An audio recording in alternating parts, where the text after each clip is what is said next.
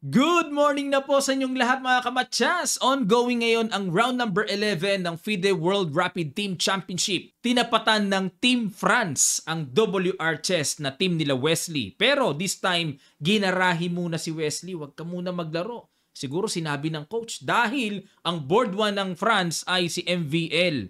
Alam po natin, hirap na hirap si Wesley kay MVL. Sa kanilang palitan ng scores, ang alam ko lamang si MVL eh. Sa kapakanan ng buong team, iningatan ng coach ang team.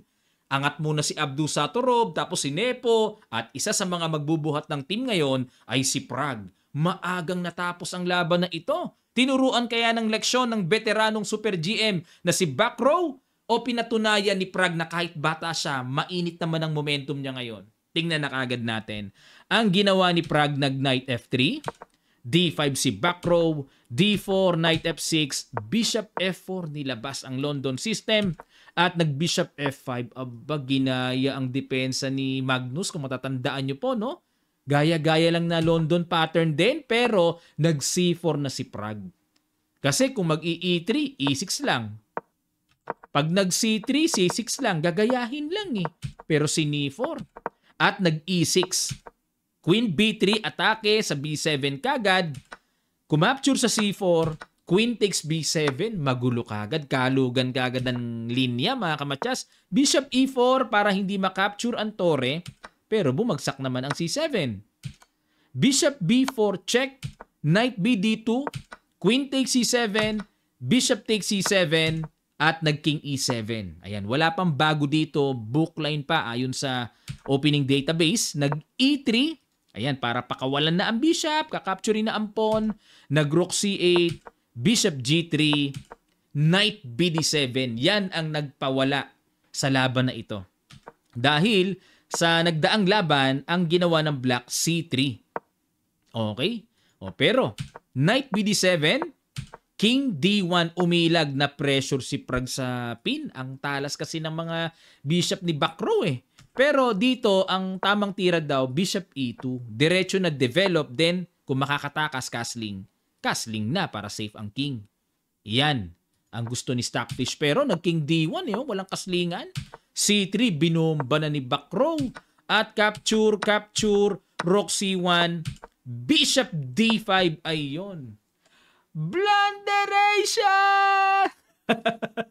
Hindi ako makasigaw. Wala pa yung video natin ng blunderations eh. Pero ongoing ang paggawa nun mga kamatsas.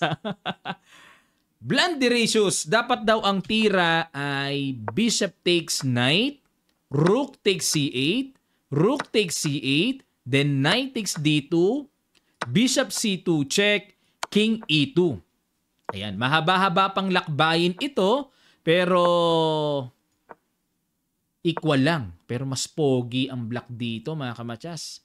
Ipit ang bishop sa F1, mas aktibo mga pyesa ng black. Nako, delikado puti dito. Okay?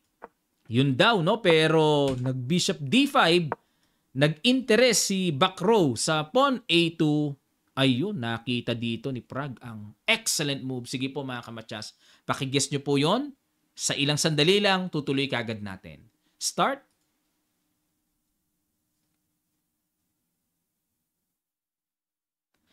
Maraming salamat. Congrats sa mga nakakita. Bishop A6, ang ganda. Yan ang pinaka-perfect move. Nag-Bishop takes A2, nakipagsabayan na lang. Bumagsak ang tore. Pero, alamin muna natin, klaruhin muna natin, bakit kailangan makipagsabayan? Halimbawa, kung simpleng iiwas lang ang tore, halimbawa, Rook C6, may Bishop B7, dodobolin lang din pala. Umilag, bagsak din naman pala. Saan pa pwedeng umilag? Wala eh. Walang available kung hindi ang square C6 dahil ang C7 may bishop. Ganun pala katindi ang Bishop A6. Kapag umalis naman ang tore, halimbawa mag-Rook D8, babagsak naman ng buong-buo ang bishop. Talo na rin ang black dyan. Grabe yung Bishop A6. Kaya nakipagsabayan na si Backrow at takes King E2. Ayan, syempre para mag-connect ang mga tore, importante yan. Knight B6. Saan pupunta? A4, D5, Bishop H4. Ayan, para may E4, E5 na paparating. Knight D5. At nag-Knight E5. Dito parang ang sarap mga kamatsas na mag E4 sabay diretso E5. Kaso ang problema pag nag E4 may knight G6 check. Magulo yan, makakapasok ang knight ng mga sundot-sundot. Kaya nag knight E5 muna, H6. Ayan, para anytime may pang G5 na pang bara sa pin at kinapture na kasi mag G5 na eh. Takes at nag knight D3. Ganun pa man, quality up pa rin dito. Si Prag, nako, mabigat yan. Dalawang toro yan eh. Bishop C4, kinapture lang, rook takes, at nag-rook C2. Good move. Simple lang. Mag-rook HC1 battery. Nag-F5 dito para maiwasan ang E4 na pangpaalis ng knight at sinimplihan na lang rook HC1. Hindi na kinaya ng mata ni Bakrow, isinuko na. Ang tindi talaga ng Prag na ito, mga kamatsas. Matindi talaga. Iba ang momentum niya ngayon. Ang lakas. Sino pa kaya ang aawat dito sa batang to scorer, no? At tingnan natin yung kanilang standing dito. Ongoing pa kasi mga kamatsas eh. Ayan, no? MVL Abdusatorov equal pa. O yan, nakita niyo yung position. Maliit nga lang po, no? At dito, Grishuk. Lakas din ang ka-teammate pala nila MBL. Grishuk, Nepo, tabla na. Magsudlu. Ayun, si Magsudlu. Losing kay Duda. Nako. Yan ang pag-asa nila Wesley dito. Backrow.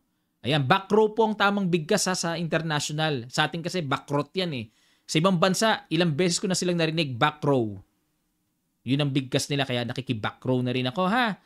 Ayan, si Lano, Katerina, winning si Ho Yifan. So malaki ang chance dito na manalo pa rin ang WR Chess. Swerte ni Wesley kasi kahit pag-garagarahi masisipag ang mga hinete.